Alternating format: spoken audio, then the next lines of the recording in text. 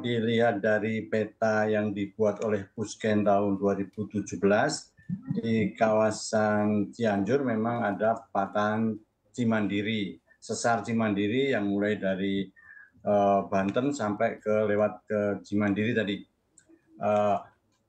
Tapi yang terjadi kemarin memang di luar dari sesar Cimandiri, jadi sekitar 12 kilo dari lokasi Cimandiri tadi.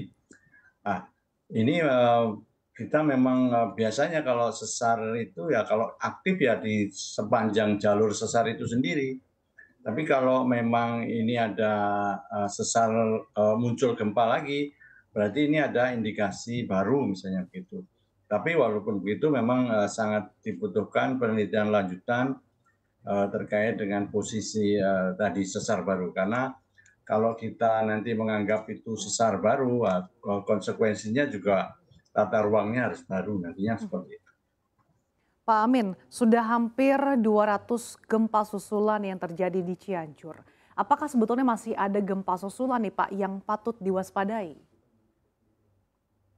Jadi karena kita di Indonesia itu posisinya ditekan oleh 3 lempeng Australia, Pasifik, dan kemudian dari Eurasia. Nah, dari Samudra Hindia Australia tadi kecepatannya 7 cm per tahun itu mendesak terus-menerus. Nah, artinya apa? Semua kita memang harus berhati-hati, istilahnya berwaspada. Nah, jadi kalau kenapa di situ banyak sekali gempa susulan, karena ini mungkin analognya seperti ini. Jadi kalau kita memecah dari penggaris Mika itu, setelah pecah kan dia masih bergetar terus-menerus sampai nanti dia akan berhenti. Nah, itu yang pada waktu pecah itu gempa besar tadi 5,6. Tapi setelah itu dia nanti akan berhenti, tapi dia akan bergetar terus sampai dia berhenti seperti itu. Kira-kira analognya seperti itu. Baik, Pak, lalu sebetulnya apakah memang pergerakan sesar Cimandiri ini Pak yang menyebabkan gempa di Cianjur atau juga nanti kemungkinan akan ada sesar baru Pak? Jadi memang kalau memang ini menjadi satu hal yang harus dilakukan penelitian, mestinya harus ada penelitian di daerah situ tadi, di lokasi tempat gempa tadi. Sehingga kita bisa mengetahui apakah ini sesar baru atau bagian dari Cimandiri, bisa seperti itu. Oke, untuk Jadi penelitiannya memang ini ada bisa tambahan memakan waktu penelitian. berapa lama sih Pak? Untuk mengetahui sebetulnya apa sebenarnya penyebab gempa yang terjadi di Cianjur? Mestinya ini nggak lama sih sebetulnya, istilahnya hanya beberapa bulan. Cuman nanti ada tes uji yang terkait dengan umur itu membutuhkan waktu yang lama karena umur tadi untuk melihat pergerakannya seberapa cepat. Umur itu harus dites di Amerika. Baik, Pak, apakah gempa Cianjur ini mengaktifkan sesar lainnya misalnya yang mengarah ke perkotaan besar dan artinya kota-kota lain begitu Pak?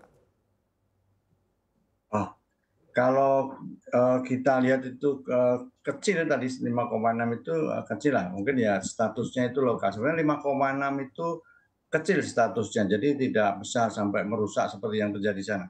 Tapi karena posisinya ada di bawah Cianjur sendiri dan kedalamannya 10 kilo, maka itu daya rusaknya, kekuatannya, energinya menjadi lebih besar. Dan itu karena juga rumahnya juga rumah yang sederhana, jadi tidak ada kolom, balok, dan lain sebagainya, maka dia bisa hancur karena gempa itu. Oke, tapi dengan melihat yang terjadi di Cianjur, apakah ini berpotensi untuk memicu kemudian pergerakan di sesar Lembang, Pak Amin? Beda segmen, jadi beda segmen, beda penyebab. Jadi nantinya mungkin ada segmen sendiri lah. Arahnya dia akan barat timur, kalau ini kan agak timur laut barat daya. Iya, Pak Amin belajar dari gempa Cianjur untuk berbagai wilayah di Indonesia yang dilewati sesar aktif seperti artinya sesar Baribis yang melewati Jakarta, lalu juga ada sesar Lembang yang melewati Bandung, sesar Opak yang melewati Jogja, lalu juga ada sesar Waru yang melewati Surabaya Sidoarjo. Seperti apa Pak antisipasinya agar artinya tidak terjadi seperti gempa di Cianjur? Nah, ini bisa menjadi pembelajaran yang baik bagi wilayah-wilayah tadi yang sudah hasil penelitian menunjukkan bahwa mereka dilewati sesar-sesar tadi.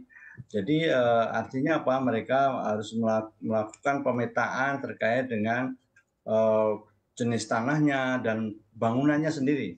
Kalau kita lihat di Cianjur itu kan, karena bangunannya yang, banyak yang, tidak standar, kemudian tanahnya juga jelek seperti itu.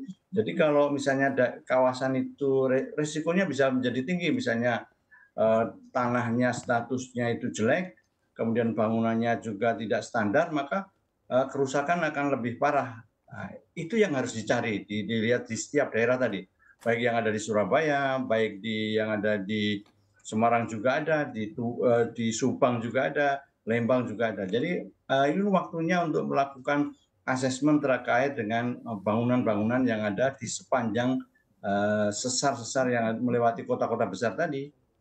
Oke. Di samping bangunan juga tanahnya.